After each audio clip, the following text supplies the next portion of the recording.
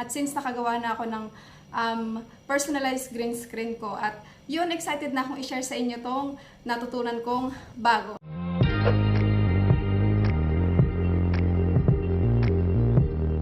Hi guys, and welcome back to the Holy Land Travelers channel. My name is Sheila. So for this video, gagawa tayo ng tutorial.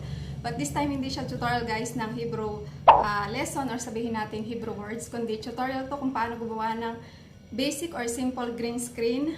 Actually, this is a personalized green screen.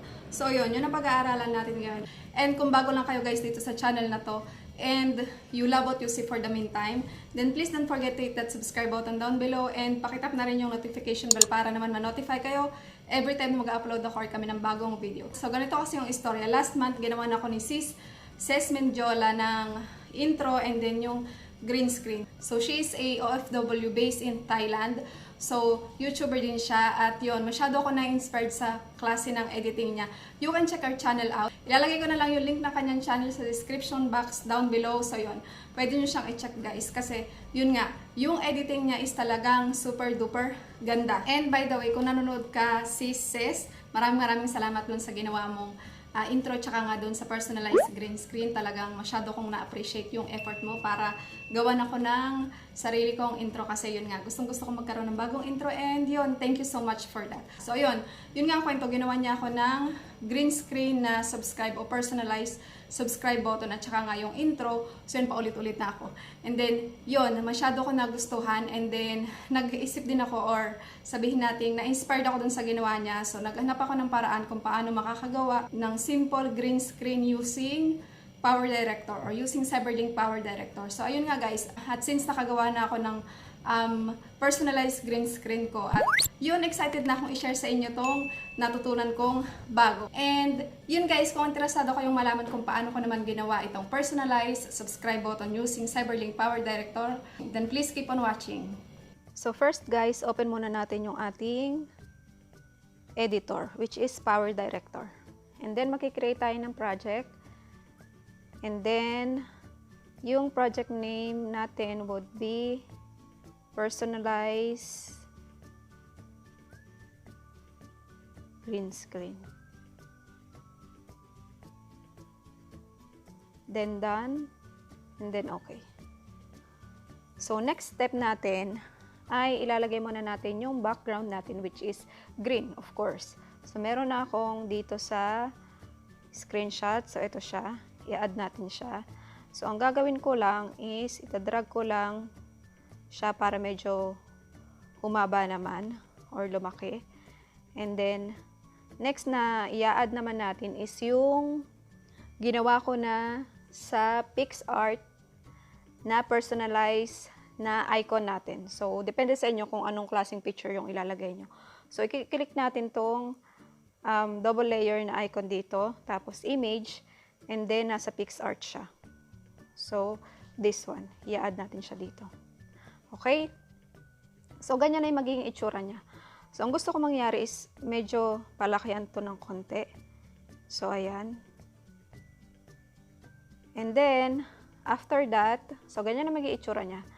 After that, i-add natin yung ating subscribe na word. So ulitin natin, doon tayo pupunta sa may double layer na to and then title. So ang paborito kong gamitin is itong pop-up. Itong pop-up na kind ng font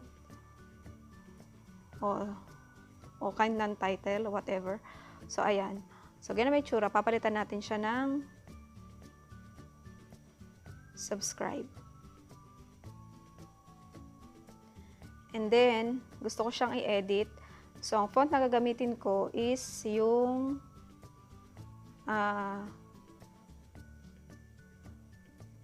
ito, Sacramento.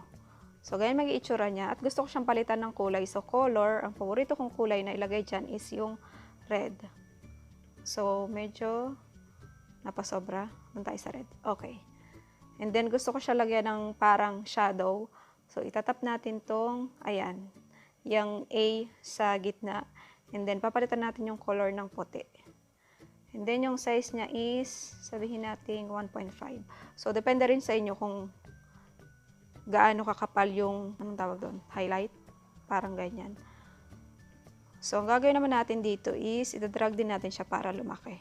So, it all depends sa inyo guys, kung anong gusto nyo. So, okay? So, after that, since dalawa lang yung pwede nating ilagay, o dalawa lang yung pwede nating gamitin na layers dito sa Cyberlink Powerdirector, so, ang gagawin ko sa kanya is, isa-save ko siya, or sabihin natin ipoproduce, video ko na. So, save to gallery, and then, hindi ko siya i-ultra HD muna yung gagamitin natin. So, produce. Tayo natin siyang matapos. Okay. After that, mag-exit ulit tayo and then gagawa tayo ng new project. So, ilagay natin is personalize. O, sabihin natin finalize. Finalize. Personalize green screen. Yan na lang. Finalize PGS para shortcut. Done and then okay. So ngayon, ang ilalagay natin or i-add natin sa ating timeline ay yung na-save natin sa Powerdirector. So ito siya. Okay? So ganyan na magiging itsura. So guys, ito lang ha, tip lang. Pag magsisave kayo sa Powerdirector, ang isa-save nyo muna siya as HD or high definition. Hindi yung Ultra HD. Okay? So okay, yan na. Next, na gagawin natin is i-add naman natin yung bell button. So, okay. Doon pa rin sa double layer na icon and then image. So, dito ko siya nilagay sa eraser. Ito. So, ganun magiging itsura. So, i-edit ko muna siya. Tap natin tong parang lapis na icon and then flip. Okay? And then, papaliitan muna natin siya ng konti. And then, idadrag natin siya towards here. Okay. So, ganito na magiging itsura niya. So, ang gusto kong gawin is, i-cut ko na lang dyan. Hanggang sa tumigil siya dyan para hindi na mabura yung subscriber pa. So, ika-cut natin siya dito. So, itatap natin tong green screen na to and then itong cut na icon. And this one also, yung bell button, cut. And then this part, i-delete natin siya. So, ganito yung maging itsura. Okay. Okay na siya sa akin. So, yung final step natin guys dito is, maglalagay tayo ng background sound effects. Okay? So, itong parang video at saka note na icon. So, i-click natin siya, tapos download. And then, ang ilalagay ko sa kanya is yung ito. So, ayan. Sound effects, YouTubers, popular sound effects. Doon ko siya kinuha. And then, ito yung pipiliin ko na sound. So, depende rin sa inyo guys, sa kayo nang bahala. Kung anong klaseng sound effects yung ilalagay nyo.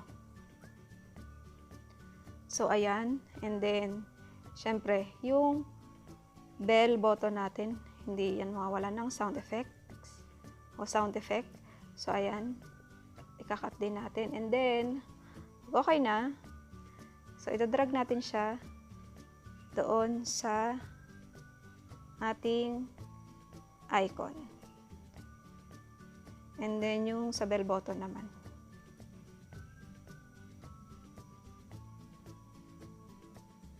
So, ayan. So, tingnan natin kung anong magiging itsura na.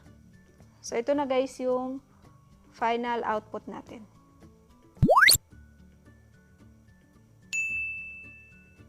Okay? So, after nyan, doon tayo sa save project. Save natin. Or pwede natin i-diretso na lang doon sa produce video and then save to gallery. So, yun. HD pa rin siya. So, produce. Complete? Okay. So, I think that's all for this video guys. I hope kahit paano nag-enjoy kayo dito sa video na to.